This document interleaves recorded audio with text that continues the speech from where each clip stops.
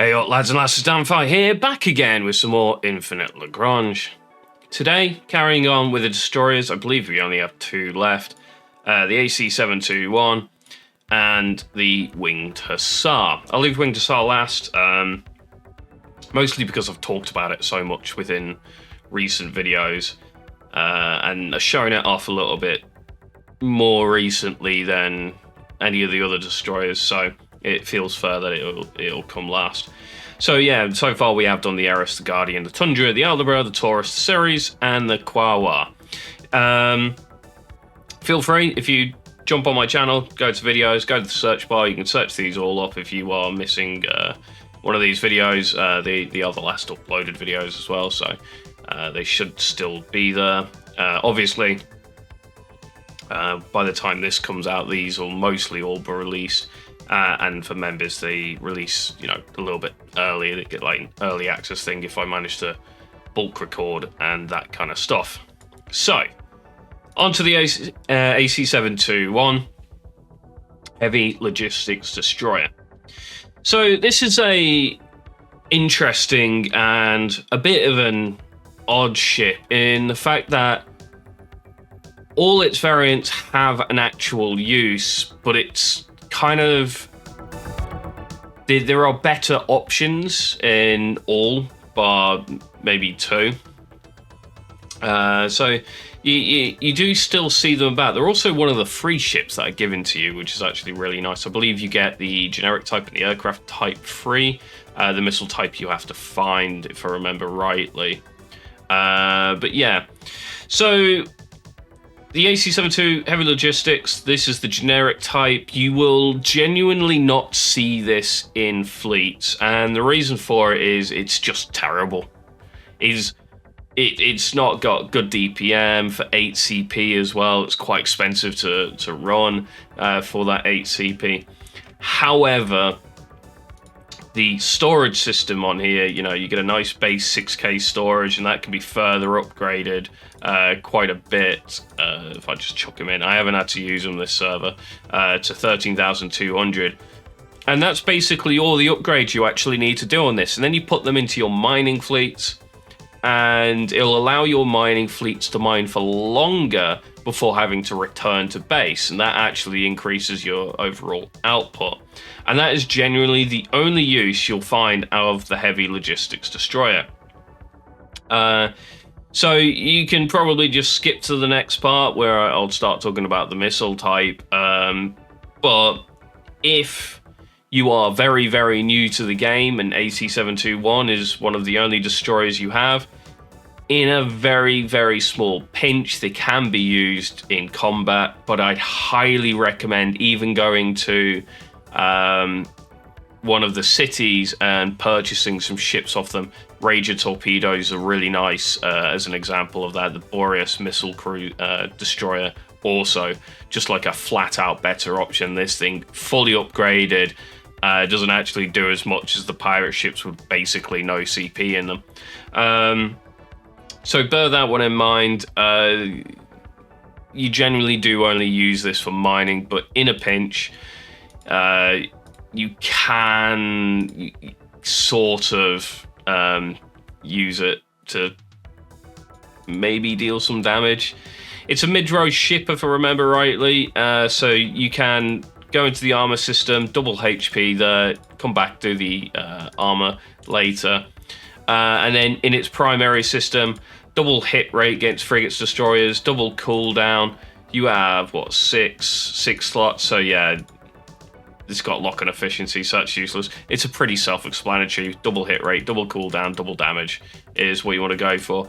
Which is a bit awkward, because at only 4 damage per hit, double damage is only going to net you 8 extra damage. So it's not particularly great.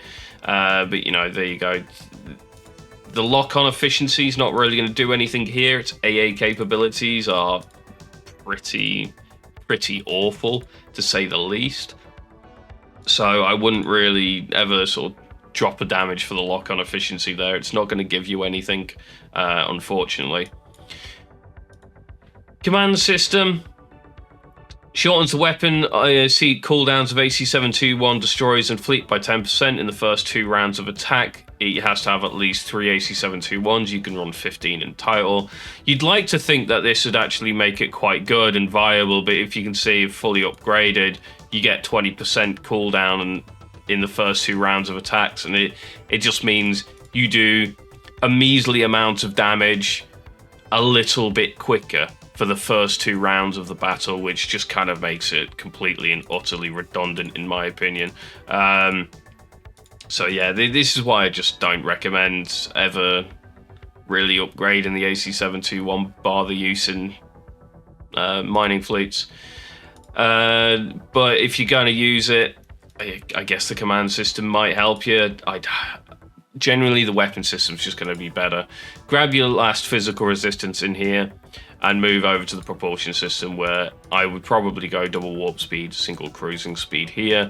If you are running the fit for mining, where you got the ship capacity increased on it, do run the double warp speed and the cruising speed, because warp speed is calculated on average now, so actually increasing this thing's warp speed helps your mining fleets get back and forward a little bit quicker.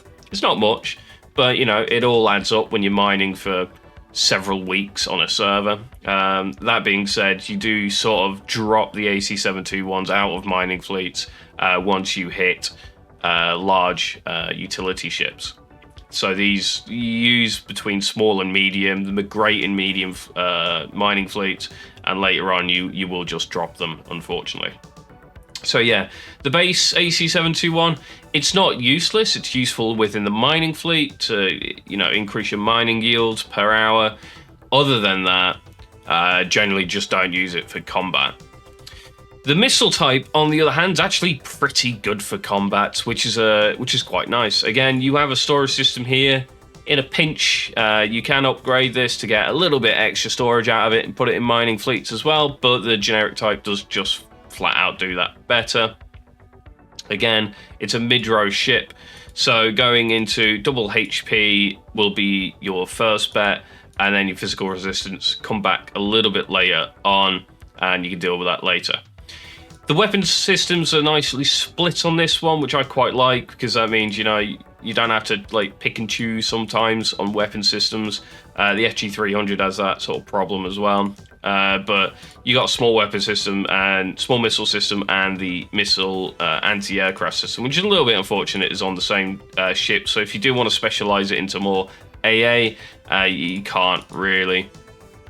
So that being said, it doesn't actually have anything except high explosive warheads to really deal with enemies that are flying about in, well, I guess all ships are flying about, but they're not the corvettes and fighters.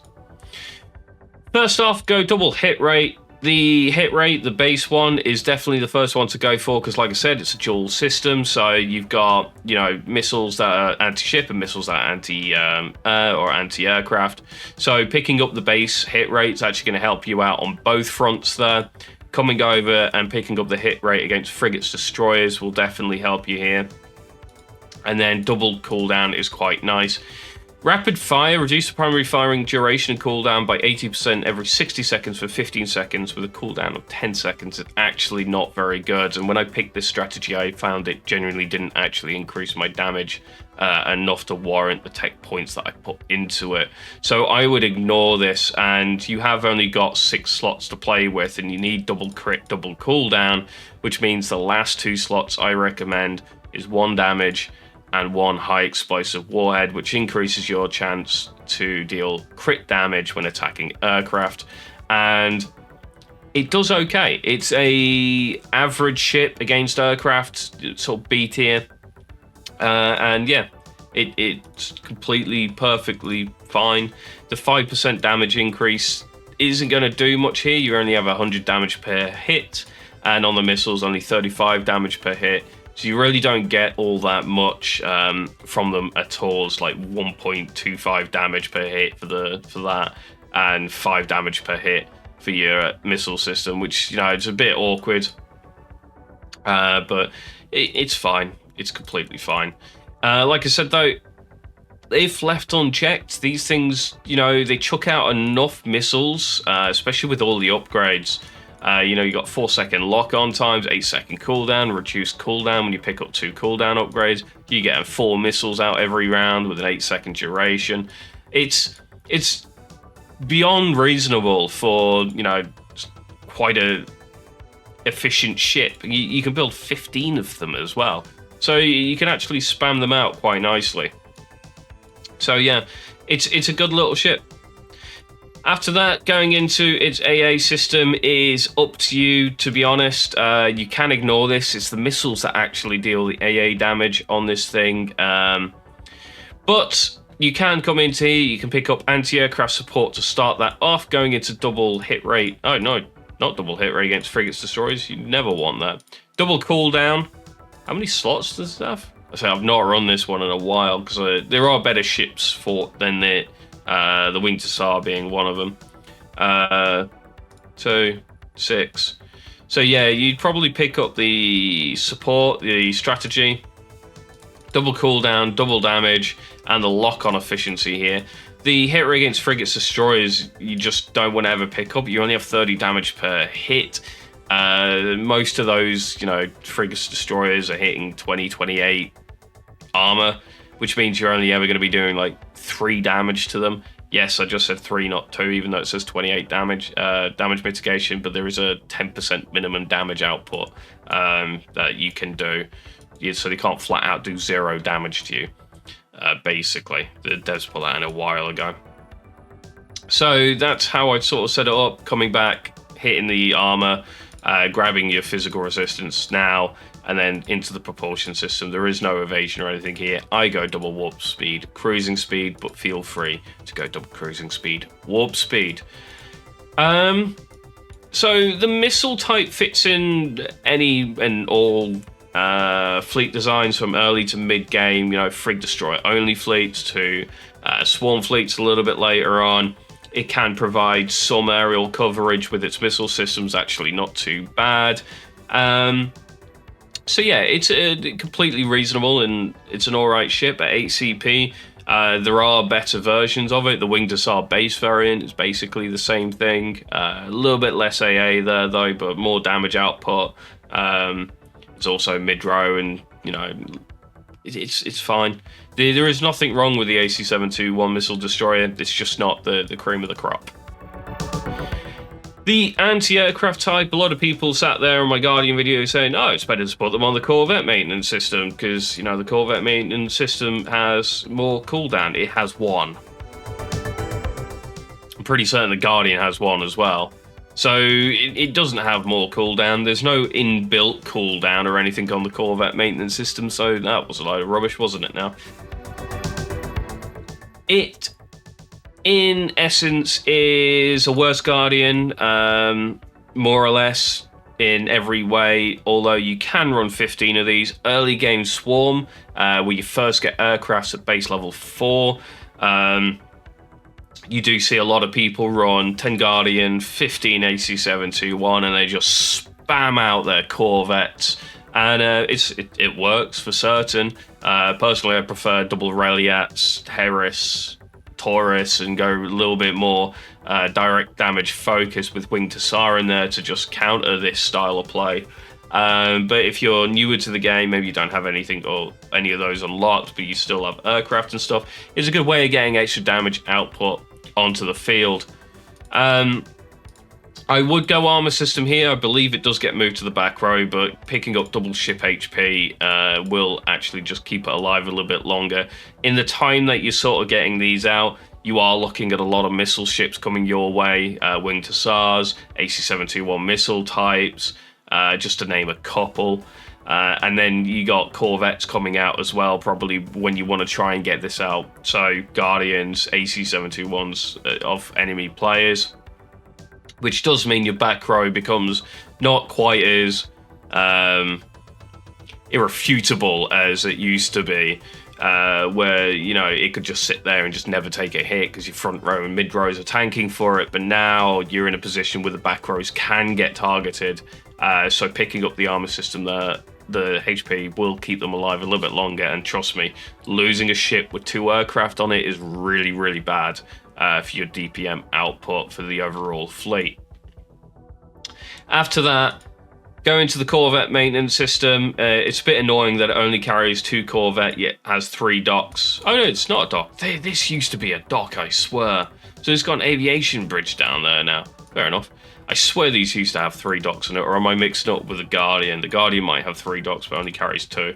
So, in general, RTB is absolutely fantastic. I quite like grabbing hit rate here as well. And then taking the target lock-on speed, depending what I put on it here.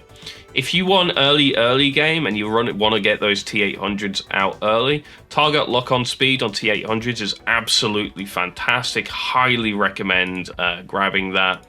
Damage of aircraft doesn't matter too much unless you run Cellular Defender on these, and in that point you want the damage, not the lock-on speed. So generally speaking, depending what you're going to put on here is CD, the cooldown reduction, the hit rate, and then you're mixing and matching the target lock-on speed and the damage depending on the aircraft you put on it. High alpha damage, Levy, Cellular Defender, put the damage mod on it. Sort of anti-aircraft Corvettes and that thing, MC0011 or whatever that thing's bloody called, or T800. Grab the target lock-on speed, and for your 4th slot, pick up the reduced chance of being hit by guided weapons. That affects the AC721 itself and will help keep it around a little bit. Again, your back row ship, you're going to get missiles coming your way. Reducing their chance of being hitting you is just going to flat out do well for you. After that, you have the same system as the previous, so you go anti-aircraft support, double cooldown, and lock-on efficiency. You have 1 slot free on this one, actually, so you get an extra damage, but again, you don't have too much in the way of damage here, and for some reason, you have like a cannon system that, shoots at ships, and then 2 cannons that shoot aircraft. So it's not really going to do much either way there. It's not really meant for dealing direct damage. It's all about that Corvette maintenance system. Again, you have storage like the missiles. It's the same amount. If you desperately want to put more storage on your mid-game mining fleet, you have that option, but again, the generic does do it better. And then the propulsion system. You actually do get evasive maneuvers here, but it only triggers once per battle, so I do leave it till the end, and I'll pick it up now. Again, you have 4 slots here, so you can go double, warp, and a cruising speed as well. The reason I don't pick up evasive maneuvers sooner is because, generally speaking, it's going to be dead regardless either way, and the HP just gets it to stick around a bit longer, where this thing... It's not. It's evasion by 40%, but it has no evasion anyway. So it doesn't really do all that much in this situation, which is a little bit unfortunate. That is the AC721. It's a pretty middle of the road in all aspects, which is completely fine. You need ships like that, to be honest with you, and you do get 2 of them for free. So they can be run quite early on, without any problem. Generic type, put in your mining fleets. Aircraft type, in that early swarm fleet. Missile type, in any fleet. As a pseudo anti-air, because it can do some reasonable anti-air, but generally speaking, it will do things like pull Xenos apart really, really nicely, the missile type. So yeah, it's completely, a very usable ship, which is actually quite nice. So, thank you guys for watching. Don't forget to like, comment, and subscribe. And I'll catch you next time.